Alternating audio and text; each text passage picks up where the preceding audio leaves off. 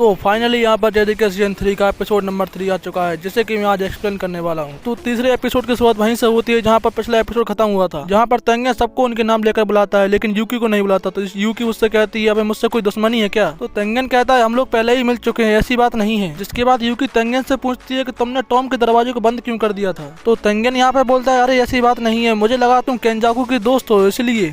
तो अब तेंगेन यहाँ पर बताता है कि केंजाकू हिनोरी तोशी कमाऊ है, जो कि सुगुरु गेटो की बॉडी में रहता है। अब यहाँ पर यूजी मास्टर तेंगेन से पूछता है, मास्टर तेंगेन आप ऐसे क्यों दिखते हो? तो तेंगेन बोलता है कि जब तुम भी मेरी तरह 500 साल के हो जाओगे तो तुम भी ऐसे ही दिखोगे, क्योंकि भले ही मैं इमोर्टल हूँ लेकिन मेरी एज भी तेजी से बढ़ रही है, क्योंकि 12 साल पहले मैं स्टार प्लाज्मा वेसल से मर्ज नहीं हो पाया था। तो यूकी पूछती है कि और कोई स्टार प्लाज्मा वेसल नहीं होता? तो फिर यहाँ पर मेगुमो बीच में बोलता है कि इन बातों को मारो गोली, क्योंकि हम मास्टर तेंगेन से ये पूछने आए थे कि सुगुरु गेटो का प्लान क्या है और गोजो को प्रिज्म रियल से आजाद कैसे करें। ये सुनकर तेंगेन बोलता है, मैं तुम्हें इसका रास्ता बता दूंगा, लेकिन उससे पहले यूता, यूकी और चोजो, तुम तीनों में से 2 बंदों को मेरी प्रोटेक्शन करनी होगी। ये सुनकर सब लोग हैरान हो जाते हैं और यहाँ पर सोचते हैं कि साला इस इमोर्टल को प्रोटेक्शन की जरूरत पड़ रही तो फिर हमारा क्या होगा, हमारा तो जीना ही बेकार है। तो फिर यूकी इस बात को मान जाती है और तेंगेन बताता है कि चलो मैं तुम्हें बता देता हूँ सुगुरु गेटो का प्लान क्या है। केंजाकू का प्लान है ह्यूमंस को इवॉल्व करना। तो मेगुमी बोलता है, इसके बारे में तुम्हें पता है, कुछ नया बताओ। तेंगेन यहाँ पर बताता है कि गेटो का प्लान है सभी को जापान में सोसरा बना देना, जिसके लिए वो मुझे और ह्यूमन काइंड को मर्ज कर देगा। तो यहाँ पर यूजी बोलता है, ऐसा करना पॉसिबल भी है या नहीं? जिसके बाद तेंगेन बताता है कि 12 साल पहले मैं स्टार प्लाज्मा वेसल से मर्ज नहीं हो पाया था, जिसके बाद मेरी एज तेजी से बढ़ने लगी और अब मैं एक ऐसी फॉर्म में आ चुका हूँ जिससे मैं किसी के भी साथ मर्ज हो सकता हूँ। यहाँ पर चोजो बोलता है, तुम तो एक हो लेकिन सबके साथ मर्ज कैसे होगे?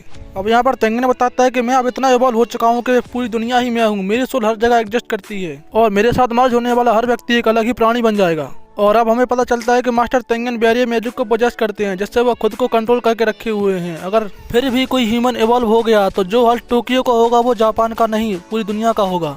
अब यूजी बोलता है, साला केंजाकू ये करना क्यों चाहता है? लेकिन इसका जवाब तो मास्टर तेंगेन के पास भी नहीं होता। अब मागी तेंगेन से कहती है, तो आप मर्ज होने से रिफ्यूज भी तो कर सकते हो। तो तेंगेन बोलता है, यही तो एक बात है, मैं अब इतना ज्यादा इवॉल्व हो चुका हूँ जिसकी वजह से मैं ह्यूमन कम और कर्स स्प्रेड ज्यादा लगता हूँ, जिसकी वजह से मैं कर्स मैनिपुलेशन वाले बंदों का टारगेट हूँ और अगर मैं केंजाकू के हत्थे लग गया तो वो मुझे तुरंत ही सील कर देगा। और तुम्हें पता ही होगा कि गेटो की टेक्निक कर्स स्प्रेड मैनिपुलेशन है, जिससे अब सबको पता चल जाता है कि आखिर केंजाकू ने गेटो की बॉडी को ही पोजेस क्यों किया, जिसके वजह से मास्टर तेंगेन का डॉन सबको रिजेक्ट कर रहा था। अब यूता समझ जाता है कि मास्टर तेंगेन को प्रोटेक्शन क्यों चाहिए। केंजाकू ही सबसे ज्यादा स्ट्रॉन्ग है बैरियर मैजिक को यूज करने में, जिससे कि वो कभी भी मेरे डॉम के बैरियर को डिस्कार्ड कर सकता है। तो यूकी बोलती है कि वो अभी ऐसा क्यों नहीं कर सकता? तो तेंगेन बोलता है, अभी उसके पास इतनी कास्ट एनर्जी नहीं है। फिर हमें केंजाकू का पास्ट दिखाया जाता है जहाँ पर वो 6 आई यूजर से 2 बार हार चुका है, जिससे कि उसे पता चल जाता है कि वो 6 आई यूजर को कभी नहीं हरा सकता। इसलिए वो 1 महीने पहले ही स्टार प्लाज्मा वेसल और 6 आई यूजर के पैदा होने से पहले ही उन्हें मार देता है। लेकिन अब जैसे ही मास्टर तेंगेन के मर्जिंग का दिन आता है तभी वहाँ पर एक स्टार प्लाज्मा वेसल और 6 आई यूजर अपीयर हो जाता है।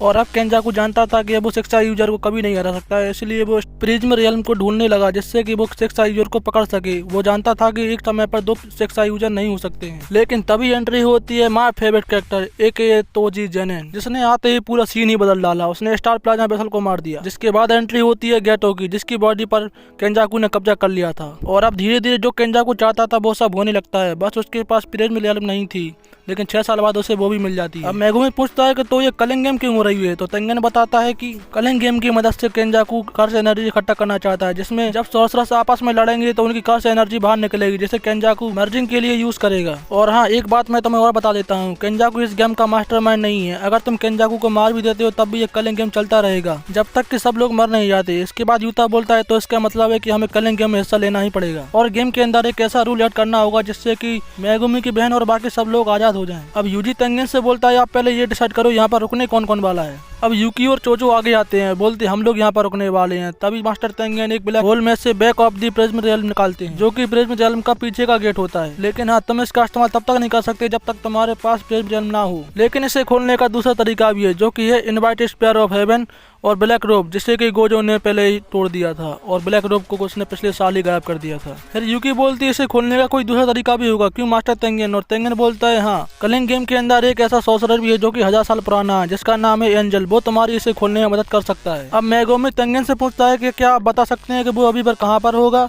तो मास्टर तेंगेन बोलते हैं वो अभी टोक्यो के इस साइड में होगा, मेरे पास उसकी ज्यादा जानकारी नहीं है। इसके बाद हमें पता चलता है कि जापान में 10 कॉलोनी बन चुकी हैं, जिसके अंदर एक साइड पर ह्यूमंस हैं तो दूसरी साइड पर सोर्सरर्स हैं, जो सभी कॉलोनी बैरियर से कवर्ड है। इसके बाद मेगुमी तेंगेन से पूछता है कि इस कलिंग गेम को कंप्लीट होने में कितना वक्त लगेगा, तो तेंगेन बोलता है शायद से 2 महीने। और अब तेंगेन कलिंग गेम्स के रूल बताने लगता है, जिसका फर्स्ट रूल कहता है कि अगर किसी प्लेयर की कार्ड एनर्जी अवेक होने के बाद उसे 19 दिन के अंदर कलिंग गेम में पार्टिसिपेट करना होगा। ये सुनकर मेगुमी सोचता है कि उसकी बहन के पास 10 दिन और 15 घंटे हैं। कलिंग गेम का दूसरा रूल ये कहता है कि अगर कोई प्लेयर पहले रूल का उल्लंघन करता है तो उसकी कर्स एनर्जी को छीन लिया जाएगा और उसे मार दिया जाएगा। लेकिन ये रूल माकी पर काम नहीं करेगा, क्योंकि माकी के अंदर कर्स एनर्जी है ही नहीं। और कलिंग गेम का तीसरा रूल ये कहता है कि अगर कोई प्लेयर बैरियर के अंदर घुस जाता है तो वो भी कलिंग गेम का हिस्सा बन जाएगा। ये सुनकर यूजी कहता है कि तो फिर उन सिविलियंस का क्या जो बैरियर के अंदर पहले से ही हैं। तो मास्टर तेंगेन बताते हैं उन्हें बाहर निकलने का एक चांस दिया जाएगा। और अब तेंगेन रूल नंबर 4 को बताते हैं, जिसमें तुम जितने ज्यादा लोगों को मारोगे तुम्हारी पॉइंट उतने ही ज्यादा बढ़ेंगे। इसके बाद रूल नंबर 5 में एक सॉर्सरर को मारने के 5 पॉइंट और एक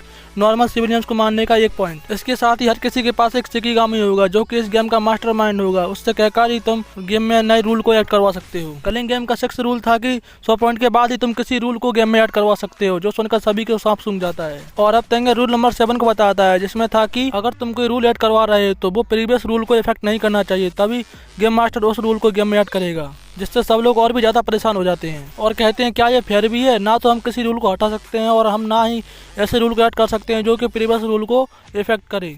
तो तेंगेन बताता है कि ये रूल तुम पर ही नहीं बल्कि केंजाकू पर भी लागू होता है। और अब तेंगेन कलिंग गेम के आखिरी रूल को इंट्रोड्यूस करता है, जिसमें था कि अगर किसी प्लेयर के पॉइंट 19 दिन तक सेम रहते हैं तो उसकी एनर्जी को छीन लिया जाएगा, इसका मतलब उसे मार दिया जाएगा। अब यहाँ पर यूजी बोलता है कि लगता है मुझे मासूम लोगों को फिर से मारना पड़ेगा, और यहाँ पर सब लोग अपने अपने रोल को डिसाइड करने लगते हैं। यहाँ पर चोजो और यूकी मास्टर तेंगेन की गार्ड के लिए रुकते हैं और माकी डिसाइड करती है कि वो जेनेन क्लैन में जाकर कर्स टूल को इकट्ठा करेगी।